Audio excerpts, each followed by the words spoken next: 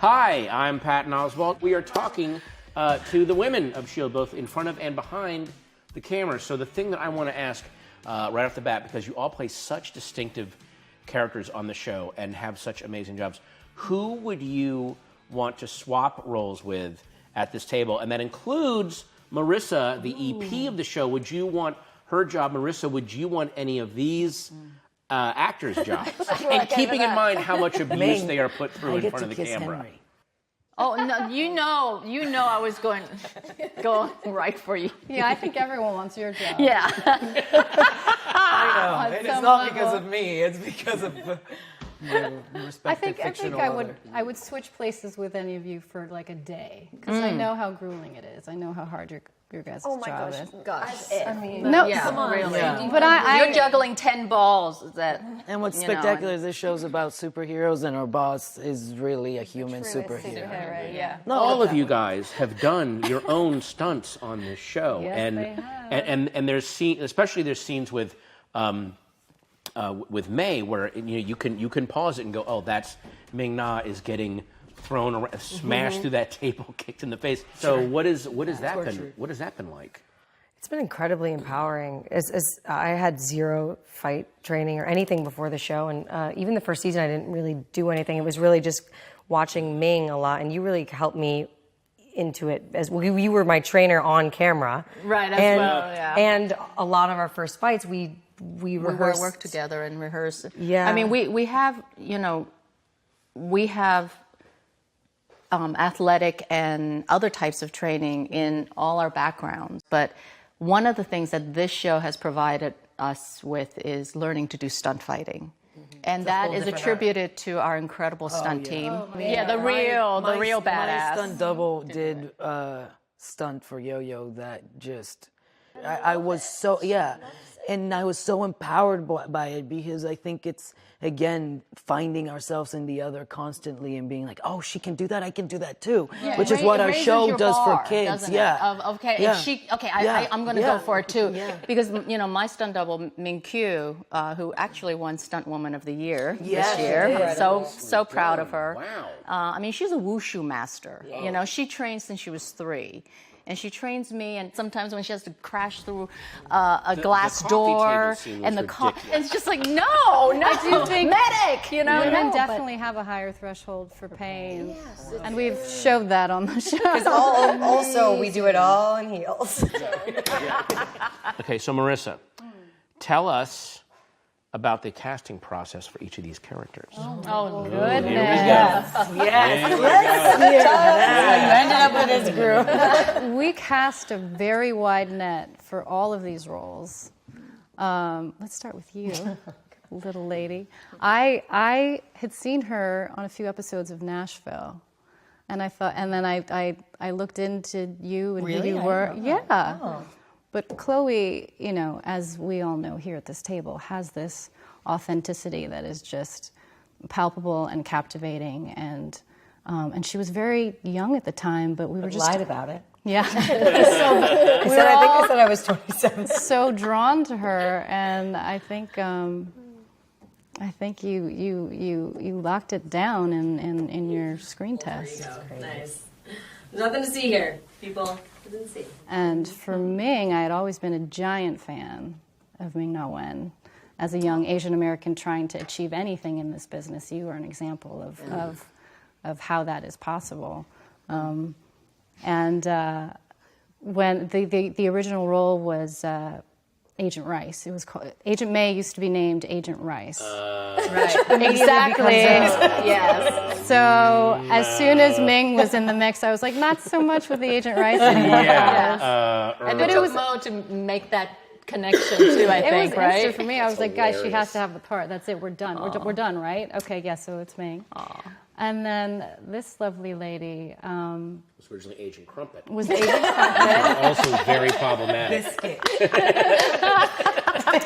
But, yeah, there were so many women that were brought to us from the UK. But you and Ian had such amazing chemistry, and just you as a person, just so lovely that... I feel like I heard a story about the fact that they told you to go and switch lines with Ian. Didn't you do That that? was my first audition. Josh said, do Fitz's lines instead of Simmons's lines. Did you come back and just nail I was it? like, I'll just do it. No, it was awful. It was the worst audition. Obviously not. It was awful. Every line was You know what? I feel like my I've first never audition. seen you be awful. After my first audition here, I went and cried. I know. I feel like all of you thought you did something wrong. So terrible. Yeah. I was so And here you nervous. are. I know. It's something to remember. And you did, and then this one, I had seen just your tape. I had seen your tape, and I was like, that voice, tell me more about her. I love her. She's just inherent. Your strength is just off the charts. And so it was your whole aura and you as Natalia. And I knew that, like, if we could infuse Yo-Yo with that, then we are golden. Yeah. Now, you guys have created characters who have such deep-rooted backstories that the kind of characters that especially fans are like, well, now what's going to happen to that character in 10 years? So where do you see your characters in 10 years, and what do you hope to see them doing in 10 years? Wow.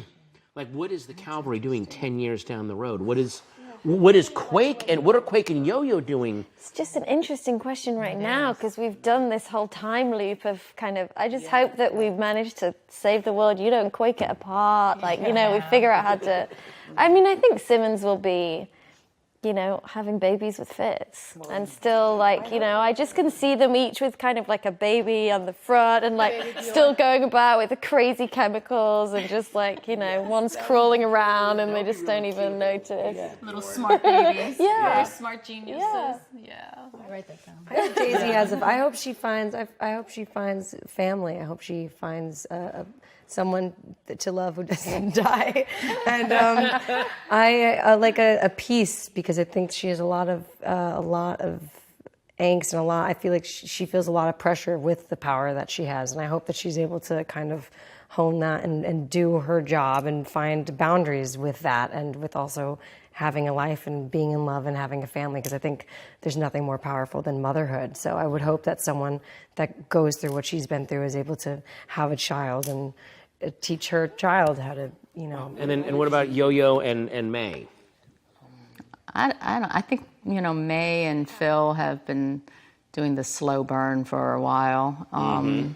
So in 10 years, I hope that maybe they might be holding hands at that point, and Sam and Diane. and still yes, and just still handling missions and kind of like the parents of Spy Kids, but much more under the radar, and not and not allowing anyone else to know what they're doing, but trying to maybe enjoy a little bit of a normal life because they've dedicated their entire lives so much to S.H.I.E.L.D. But anytime they need to go back into mission mode, they do. I would love to see Yo-Yo mentoring in Humans or having some sort of... because this season I got to do that with Coy Stewart, who plays Flint, and it's been one of my favorite storylines. Just that, again, which is what we talked about as women, giving that to outside women of the show, that representation. But for Yo-Yo to be there for someone that is going through their powers, doesn't understand, and is having a hard time because she didn't get it. She went through it by herself. Right. And we see that story in the past episode, it was, right? And a couple of episodes ago, where Clark directed that. And I love that. So I would love for her to have like a side branch of S.H.I.E.L.D. where they sort of do that kind of mentoring and helping those kids. How do you think I hate using this phrase, the women of S.H.I.E.L.D., but how do you think the women of S.H.I.E.L.D., both in front of and behind the camera, have broken down barriers in the world of comics and in the world of basically world building, which you've been doing? Well, for us on our end as writers, it was sort of a no-brainer to assemble a diverse group of strong, complex, kick-ass women who also embrace their vulnerabilities as much as they showcase their strengths. And, given the current climate and the state of things, I do feel that it's so important for the bond between women, which is so powerful, the fact that it's being recognized and heard and celebrated, is wonderful. And I do, if we at all, with these characters and the relationships you have with one another, if we at all can influence how that is celebrated in any way, whether it's small or large, you know, that does matter. They've been doing it for years, and they don't hold that like their flag, and they're like, oh, look at us. We're, in terms of diversity, in terms of female empowerment, it's more just because that's also who they are. The writers, Mo, Jed, they just... And I love Jed and Jeff Loeb, but it's really to have Marissa, have a woman in that leadership position. There's a trickle down effect always. Yes. You know, there is, and she does it in this amazing, quiet, strong, powerful way. You know, she doesn't have to scream and shout and demand her respect because she has it. She well, just and has that role model it, for us as well. It's incredibly empowering as someone that, you know, is newer to the industry to have one of my first bosses be a woman. I mean, that's and for that to be the norm for 5 years is. And it normally isn't. No. It's not even the norm just as a boss, but also, I mean, this was obviously, you know, for I'm going a to lot start of us. crying. This guys. is, well, for a lot, you know, you have been a role model of mine for the past 5 years. I said this before, but I was 20 when I started. I'll be 26 now, and we've had this conversation recently, but it's just watching her balance Marissa is in each of our characters. Like, I see it in the script. I feel it when, you know, there's little bits. She has the strength. And just balancing like work and motherhood is just incredible. It's really, really just. Thanks, guys. Just well, I don't do it alone. I absolutely don't do it alone. You guys are my support system here at work, and I have the great fortune of being the tiny brown woman working with a group of people who also feel the same way about diversity and inclusivity, feel it's as important as I do. Yeah, we feel that. And it's kind of, it's a magical culture to work in, and that's why we are family and we do hang out all the time, is because it trickles down from how you guys set a tone. You know, Jed and I have two philosophies. We have a no ass policy, and I know you were an exception. We meant to tell you. This is your last episode. And also, we feel that if the work stops being fun, that's when it's time to walk away. And here we are, you know, 5 years later. Guys, seriously, this is one of the most extraordinary casts on TV. Most fun to watch, most fun to talk to you guys. Thank you so much. Thank you again. Guys, thank you so much. All right. Thanks, fans.